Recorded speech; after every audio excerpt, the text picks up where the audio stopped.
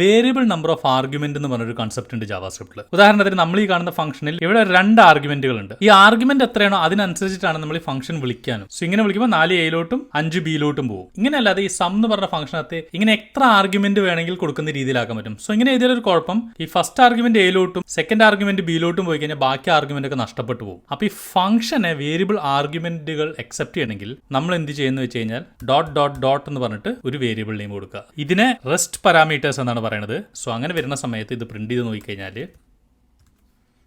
ഈ വാല്യൂ എന്ന് പറയുന്നത് അറേ ആയിരിക്കും. സോ അറേനകത്ത് എത്ര എലിമെന്റുകൾ വേണമെങ്കിൽ വരാവുന്നതുകൊണ്ട് ആ പാസ് ചെയ്ത ആർഗ്യുമെന്റ് എല്ലാം നമുക്ക് അറേക്കകത്ത് കിട്ടുകയും ചെയ്യും. ഇനി നമുക്ക് ഈ അറേയിലെ എലിമെന്റ് ലൂപ്പ് ചെയ്തിട്ടോ നമുക്ക് ഇഷ്ടമുള്ള രീതിയിൽ നമുക്ക് ലോജിക് എഴുതാം. ഇവിടെ നമുക്ക് റെഡ്യൂസ് ഉപയോഗിച്ചിട്ട് അതിന്റെ സമ്മ് കാണാനുള്ള ലോജിക് എഴുതാം. ഇനി റിസൾട്ട് ഒക്കെ പ്രിന്റ് ചെയ്ത് കഴിഞ്ഞാൽ ഈ സ്ക്രിപ്റ്റ് ഓടിച്ച് കഴിഞ്ഞാൽ അതിന്റെ ഔട്ട്പുട്ട് കറക്റ്റ് ആയിട്ട് നമുക്ക് കാണാനും സാധിക്കും. കൂടുതൽ ജാവാസ്ക്രിപ്റ്റ് വെബ് ഡെവലപ്മെന്റ് വീഡിയോകൾക്ക് കോഡ് മലയാളം യൂട്യൂബ് ചാനൽ തീർച്ചയായും കാണുക.